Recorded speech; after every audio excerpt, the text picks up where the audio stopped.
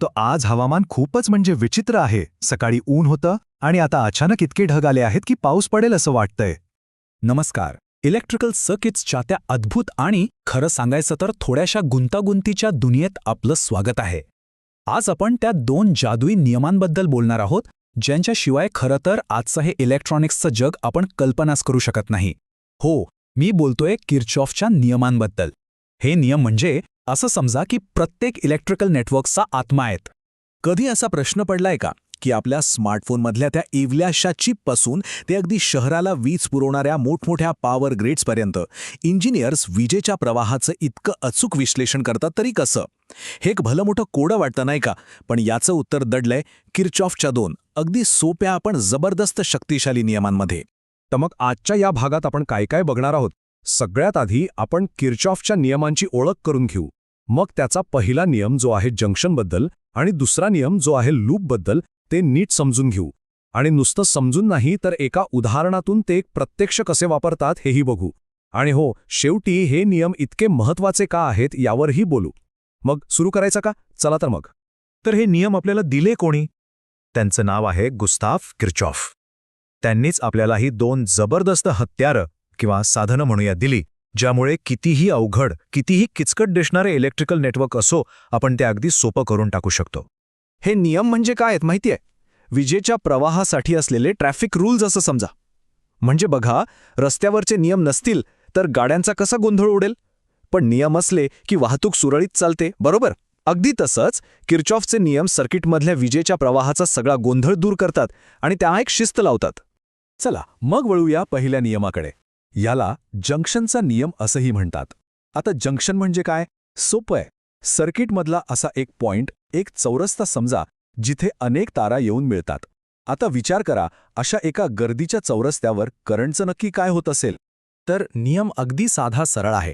कोणत्याही जंक्शनवर म्हणजे त्या चौरस्त्यावर जेवढा एकूण करंट आत येतो तेवढाच, अगदी तेवढाच एकूण करंट बाहेर जायलाच पाहिजे. वीज किंवा चार्ज कुठेही गाळ होत नाही किंवा तिथेच थांबून राहत नाही. तो पुढे जातोच जातो आणि याला म्हणतात law of conservation of charge, चार्जचं संवर्धन.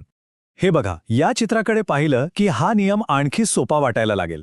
कल्पना करा की हे तारांऐवजी पाण्याचे पाईप्स आहेत. आता जेवढं पाणी एका बाजूने आत येईल तेवढंच दुसऱ्या बाजूच्या पाईप्समधून बाहेर जाणार, बरोबर ना? करंटचंही अगदी तसंच आहे. इथे बघा, I1 आणि I4 हे करंट आत येत आहेत आणि I2 आणि I3 हे बाहेर जात आहेत. आणि गणिताच्या भाषेत हाच नियम कसा दिसतो? सिग्मा I बरोबर 0. घाबरू नका, याचा अर्थ एकदम सोपा आहे. आत येणाऱ्या करंटला आपण समजा पॉझिटिव्ह म्हणजे प्लस मानलं आणि बाहेर जाणाऱ्याला निगेटिव्ह म्हणजे मायनस. तर या सगळ्यांची बेरीज केली की उत्तर नेहमी 0च येतं. किती सोपं आहे पण किती प्रभावी आहे, नाही का? ठीक आहे, तर पहिला नियम आपल्याला कळाला. तो एक पॉइंटवर म्हणजे जंक्शनवर काम करतो.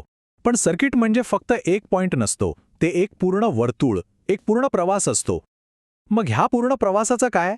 त्यासाठीच तर आहे किर्चॉफचा दुसरा नियम, जो एका पूर्ण बंद रस्त्यावर म्हणजेच एका लूपवर लक्ष केंद्रित करतो. हा नियम टिकून आहे लॉ ऑफ कन्झर्वेशन ऑफ एनर्जीवर, म्हणजे ऊर्जेच्या संवर्धनावर. सोप्या भाषेत सांगायचं तर एका बंद लूपमध्ये एका पूर्ण फेरीत जेवढी व्होल्टेज किंवा ऊर्जा बॅटरी पुरवते ना, तेवढीच ऊर्जा सर्किटमधले बाकीचे घटक वापरतात. हिशोब अगदी बरोबर लागतो. म्हणजे एका बिंदूपासून प्रवास सुरू करून पूर्ण लूप फिरून परत त्याच बिंदूवर आल्यावर व्होल्टेजमधला एकूण बदल किती? 0. आपण जिथून सुरुवात केली तिथेच परत आलो. बरं, हे दोन्ही नियम वेगवेगळे बघितले तर समजायला सोपे आहेत, पण त्यांची खरी ताकद, त्यांची खरी जादू तेव्हा दिसते जेव्हा ते एकत्र येतात.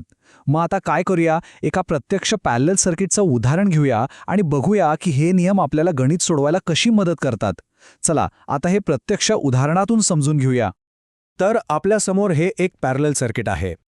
इथे बघा, व्होल्टेज आहे 220 व्होल्ट आणि त्याला जोडलेले आहेत 4 वेगवेगळे रेझिस्टर्स. आता आपलं मिशन काय आहे? आपलं ध्येय आहे या सर्किटमधला एकूण करंट आणि एकूण रेझिस्टन्स शोधून काढणं. चला तर मग शोधून काढूया. हे गणित सोडवण्यासाठी आपण काही सोप्या स्टेप्स फॉलो करू. स्टेप 1, आपण प्रत्येक शाखेतून म्हणजे प्रत्येक रेझिस्टरमधून किती करंट जातोय ते मोजू. स्टेप 2, किर्चॉफचा पहिला नियम वापरून एकूण करंट काढू.